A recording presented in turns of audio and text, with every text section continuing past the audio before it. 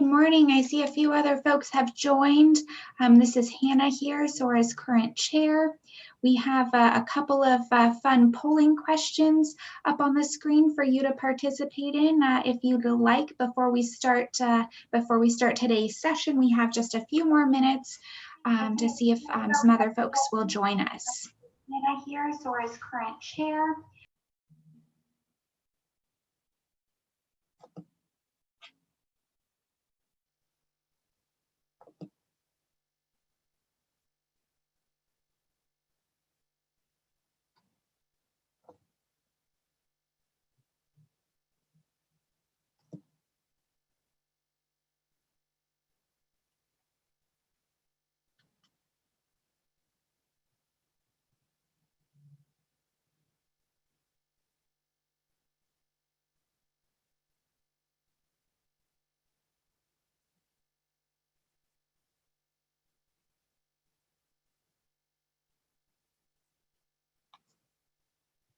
Well, thanks to everybody who's participating in the poll. It's fun to see that folks are picking up a new hobby.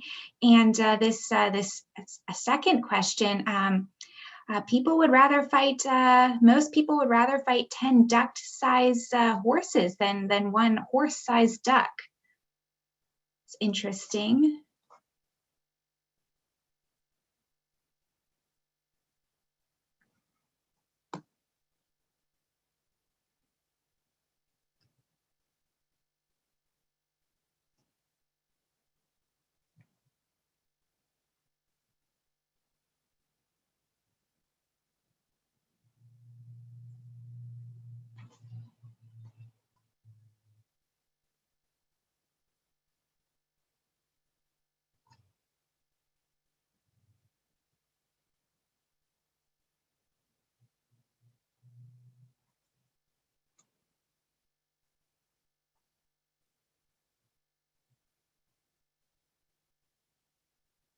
Oh, we got another vote for one horse-sized duck. Very good. Some different approaches there for how to tackle that predicament. Well, I imagine the horse-sized duck would still be kind of slow, so at least you could catch it. I don't know what you do after that, but. Yeah, that is a very good point, Daniel. Let's see, so we were just at the top of the hour. We have just a few participants here. I see 4 people. Thank you, Amy, Jennifer, and Yasu for participating in today's session. We did talk about if there were just going to be a handful of participants, maybe approaching this a little bit differently. So currently, all audio is turned off for participants. If we're just having a handful of folks, we could consider turning it on, but I noticed that a few other folks are starting to join as well. Welcome Raymond, Chloe, Francesca, and Sarah. So let's continue with audio off. Welcome to today's session. My name is Hannah Osinga. I am the current chair of SORA in 2020. Very excited to have you here for our first virtual event. As we're just about to get started, let's go ahead and close the poll, Daniel. And we will have some other fun polls for you throughout the session.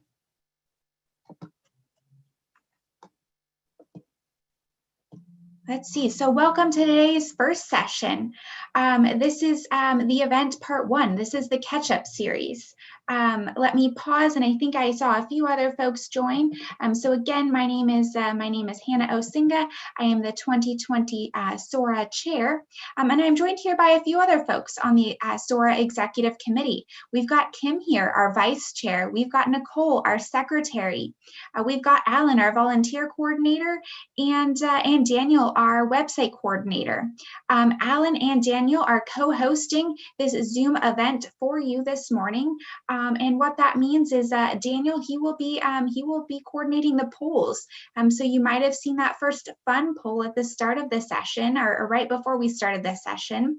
We opened that up, and there will be a few other fun polls throughout this session. So please do stay engaged and pay attention to the screen, because you will have the the opportunity to participate in polls throughout. And what Alan is doing is he is going to be monitoring the comments section. What we have turned on right now is comments will all go directly to Alan. Alan will let us know if there are any comments there that are questions that we can answer for you. So please do know that the comments box is open for you. Let's see. So we're so excited to bring you this virtual event today, SORA's first ever virtual event. This 30-minute session will be a sort of catch up with you. And then we've got another 30-minute session scheduled for next Tuesday. That's December 15th at 4 to 4:30 p.m. That's more of a check-in with you. And that check-in is we're interested to hear what you'd like to see from SORA next year. Now I said today's session is going to be a sort of catch up. So what does that mean? A few folks from the executive committee will share some work that they've done in their own careers this year. And then I'm going to be sharing some work that SORA has done this year, including setting some goals and performance measures. I'll also introduce an idea for 2021 programming. That's about a data literacy program idea. And sort of prime the pump for our second section next week, and that is the check-in to ask you to consider what you would like to see from SORA in 2021. I'll also talk about recruiting for the 2021 Executive Committee. Let's start with catching up with some Executive Committee members, starting with Alan. Alan, what have you been up to? Thanks. Thanks for that. So once again, Alan Molina, senior economist. I'm the senior economist at the Oregon Department of Fish and Wildlife. And like many of you, I've been working on COVID impacts to our agency.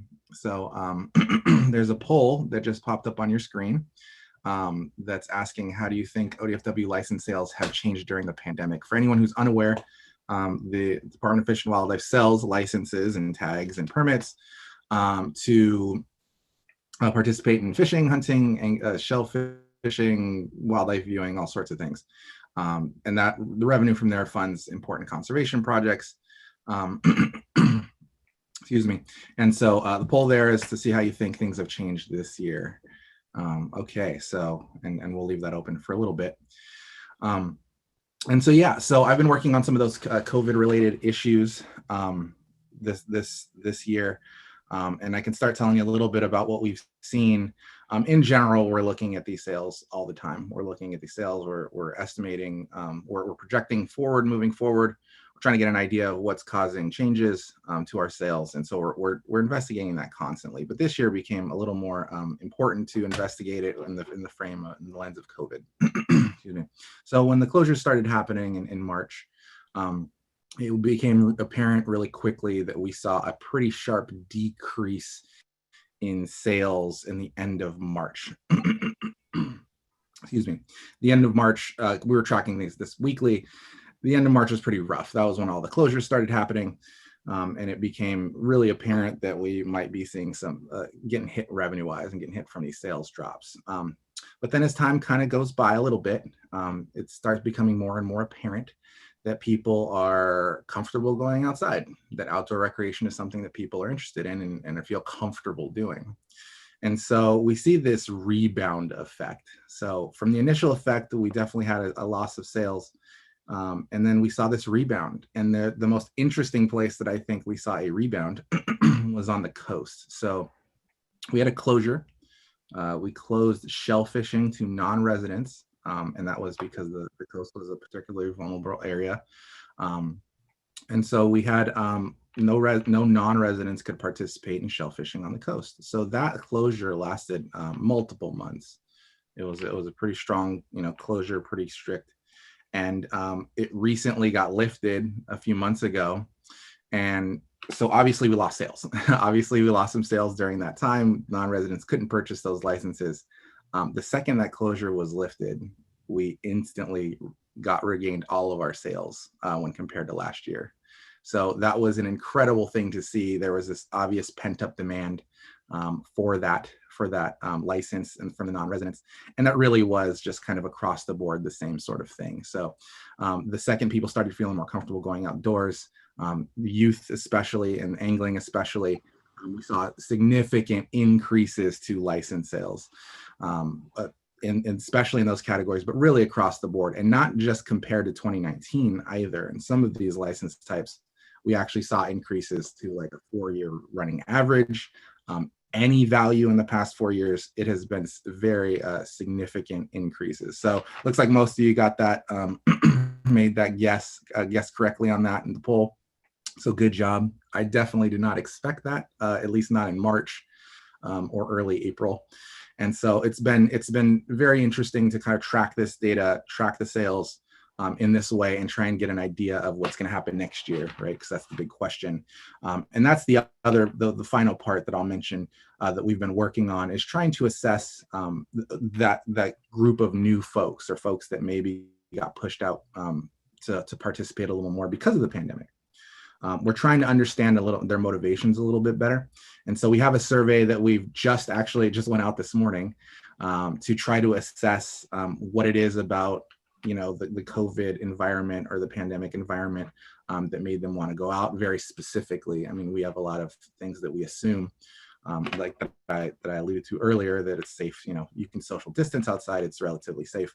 But we want to know that. We want to know how impactful that was for people's decision making. We want to understand a little bit better about what their plans are next year, and ultimately try to predict what it is people, or predict whether or not they're going to participate with us in the future, based on survey responses and some other demographic data. So there's some really, really interesting stuff going on that front that we've been very busy with and working on.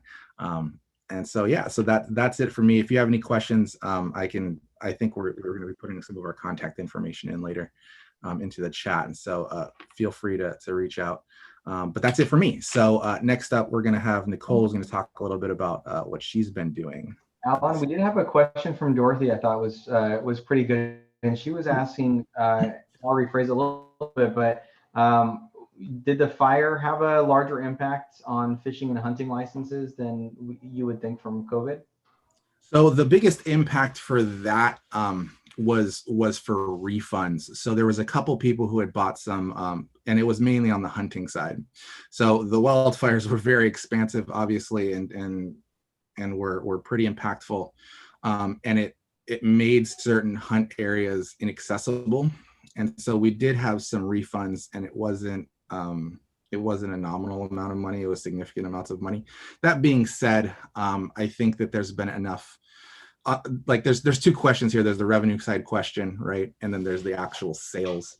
The revenue side gets a little more complicated because there's been price changes and for inflation and whatnot. But in terms of sales, it didn't impact the total number of sales that much.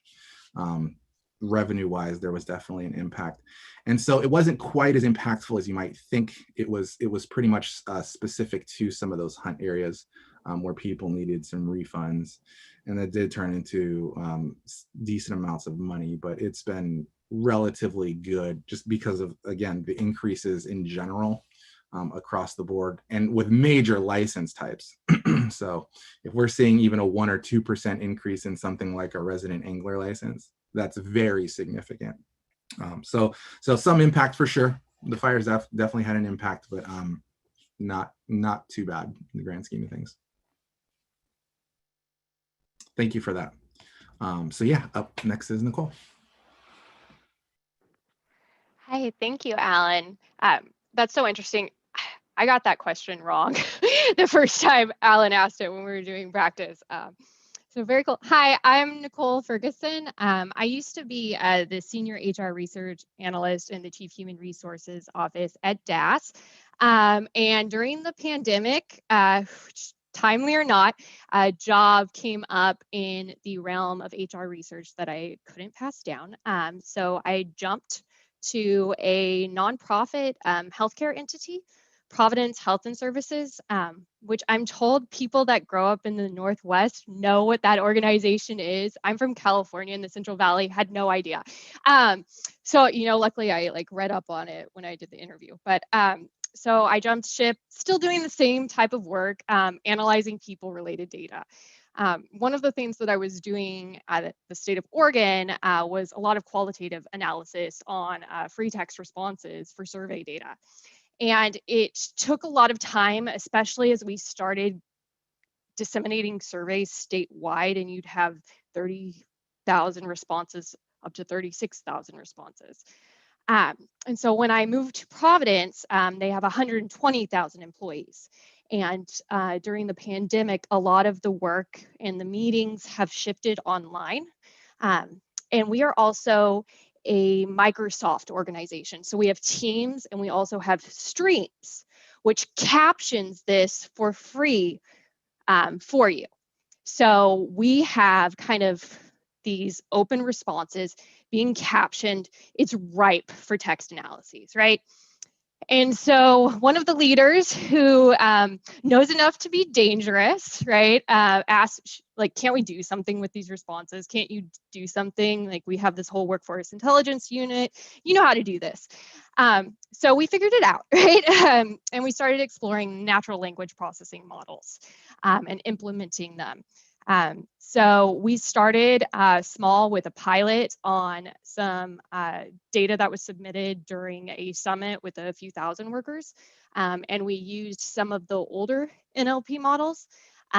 Specifically, we're using LDA, which is doing some form of topic generation and is really, the packages available for it in R are pretty robust. And we started exploring some of the newer NLP frameworks that Google, Facebook, other research organizations that are more academic have also launched. If you've heard of Bert and Ernie, that's what these frameworks are. Yeah, so there's the poll question and the answer there for you. And so this process has involved a lot of learning. I'd never engaged in NLP analyses before I came to this organization. Luckily, there are a lot of great partners to learn from, and there's a lot out there in the blogosphere, as well as in dissertations, if you take the time to read them, about it. And what's great is what used to take me like days to analyze using in vivo or traditionally like look and search methods now can be turned around in a matter of a day, matter of an hour if you're just running the script. So pretty fantastic. We're trying to get further down into the weeds and refine our models, even training some of our own. So that's what I've been doing, just learning a lot and loving it.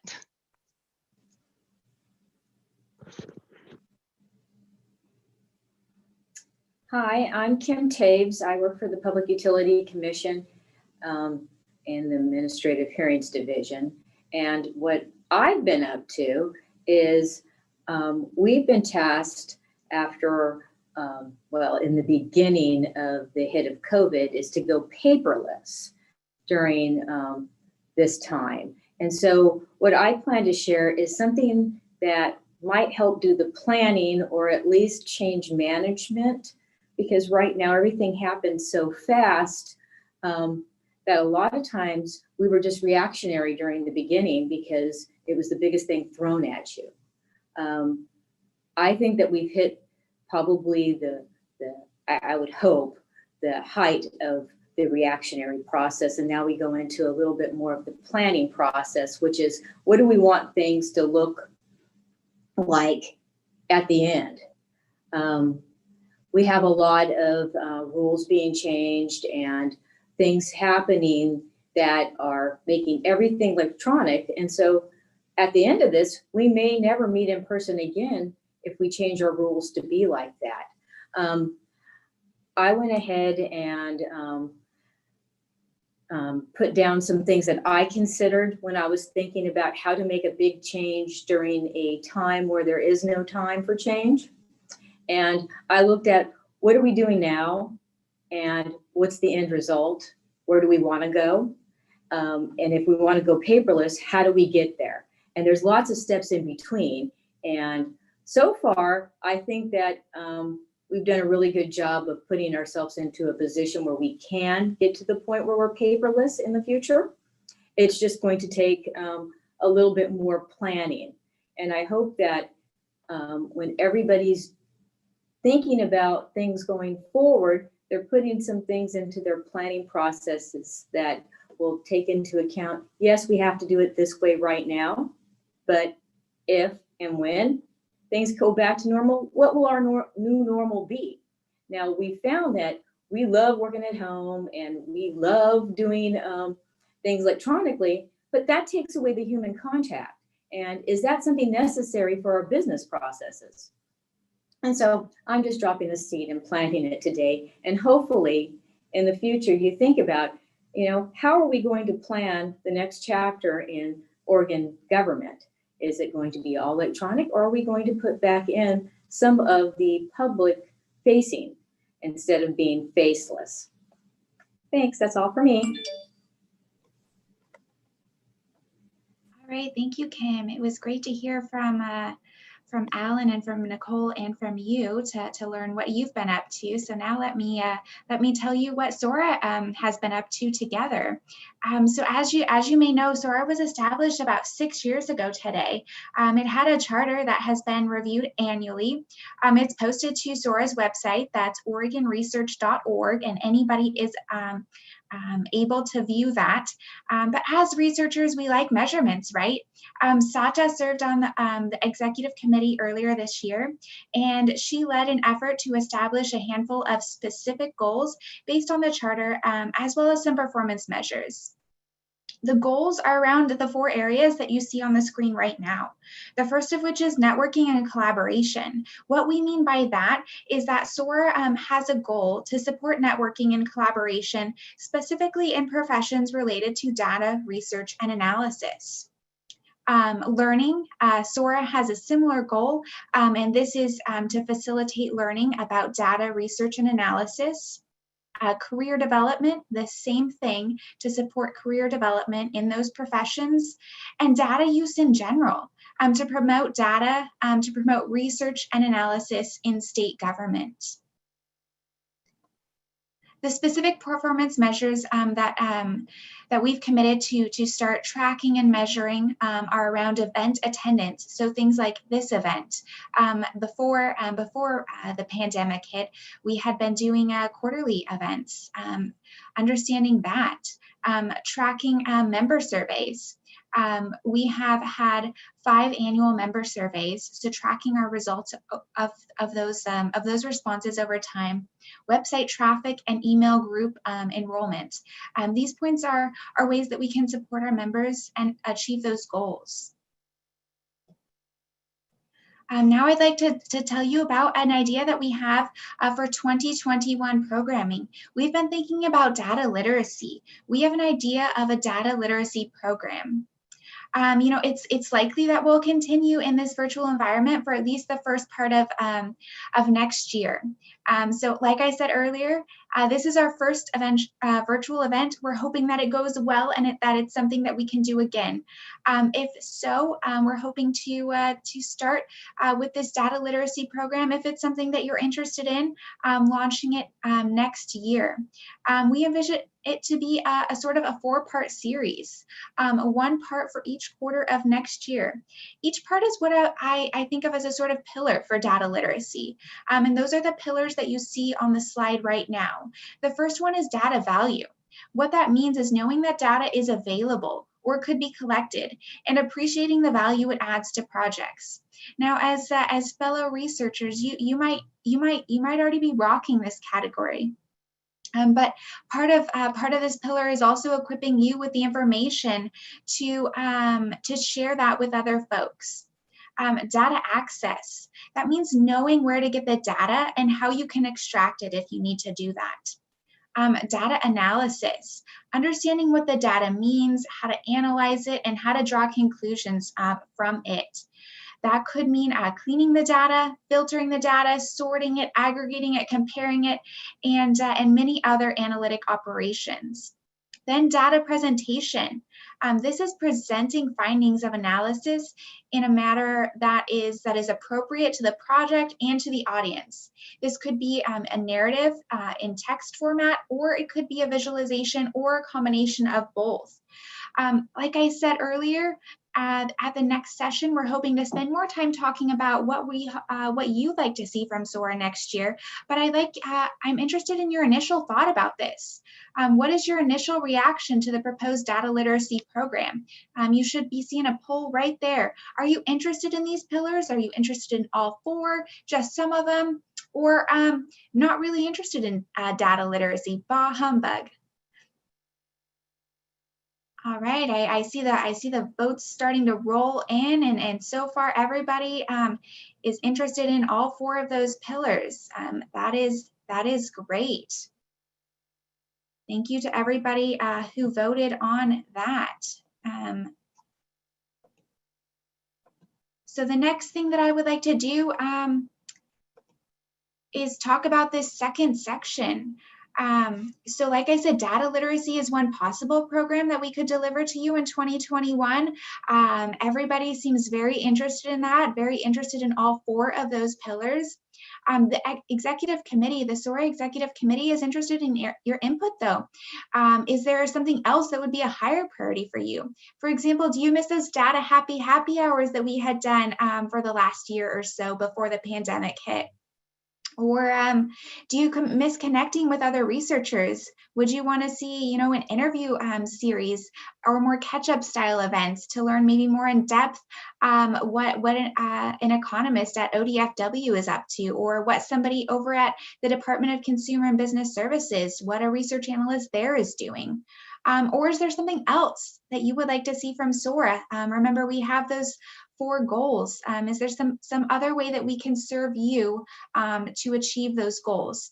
So please be thinking about that and tell us your thoughts at the event next week. Again, that is next Tuesday, December 15th at 4 to 4:30 p.m. There is a Zoom a calendar appointment for that. And if you can't make that event, you can contact that via email. We can leave you that contact information in the chat section. So Hannah, we do have a question that Alan posted, which is just who's the target audience for the data literacy program? Oh yes, great question. The target audience for the data literacy program is initially you, so our SORA members. So this will be directed at folks who are already doing research and analysis in state government, or who are interested in getting into research and analysis in state government. So is it, do you have to be a SORA member, or could anybody? No, you don't necessarily have to be a SORA member. Our events are open. We open our events to anybody who is interested.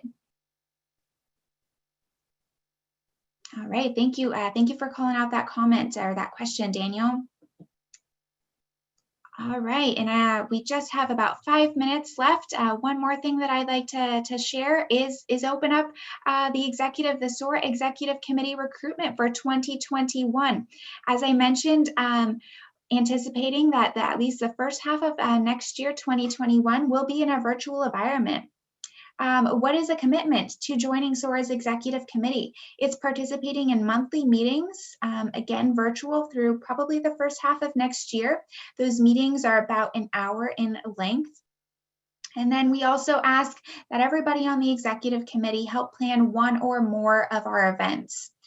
There's specific officer positions like chair, secretary, communications coordinator, website coordinator, as well as some seats for other folks. If you are interested in that, there's not a specific application, but please shoot us an email of interest. And again, our email address will be in the chat box.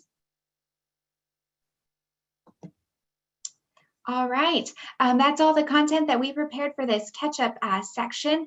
Again, please be thinking about what you would like for SORA to see from SORA next year during our check-in session on December 15th. That's next Tuesday at 4 to 4:30 p.m. That will also be via Zoom. If you have feedback but you can't make the meeting, please, again, send it to us at the email listed in the chat section. Thank you so much for joining us today. We still have a few more minutes. Are there any other questions from folks on the line? There was one from Nicole that came up back about her portion.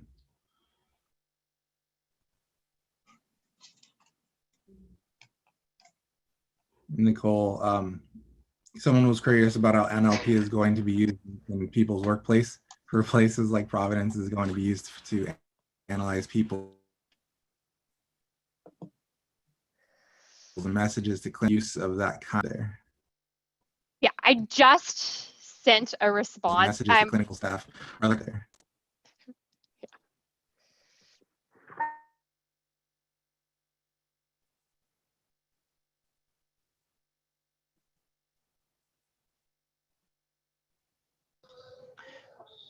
I'm also, and I was curious on that question. I'm curious also if there's sort of further analysis that can be done on maybe either speech patterns or the messages that are typed to clinicians, maybe that might flag people who are maybe in distress or maybe need follow up somewhere else. Is that a consideration?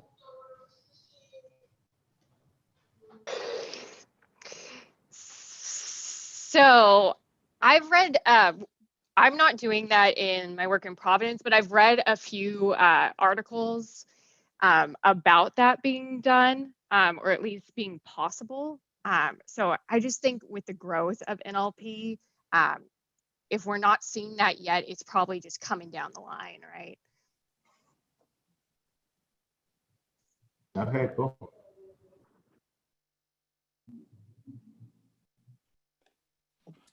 We also got a request to get the email for feedback to be posted in the chat again.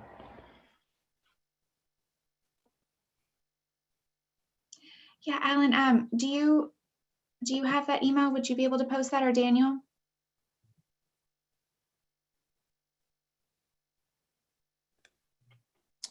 I'm looking for it now.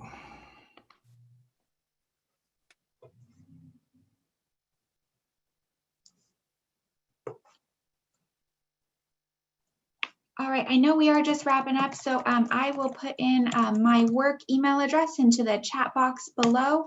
And if you have any feedback, please send it.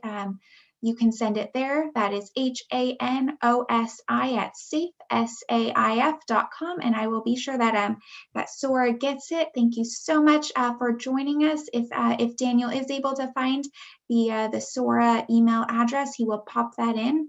But otherwise, I don't want to hold you up. We scheduled these to be short 30-minute sessions in hopes that it would be easier for folks to fit it into their schedule because COVID craziness, right? So that email address should go to multiple members of the executive committee. So you can also use that if you want to reach out. Excellent. Thank you, Daniel. And thank you so much to everybody who joined and for participating in the polls. I hope to see you next Tuesday at 4 p.m. for our catch-up or our check-in session. Bye, everyone. Thank you. Bye. Everybody.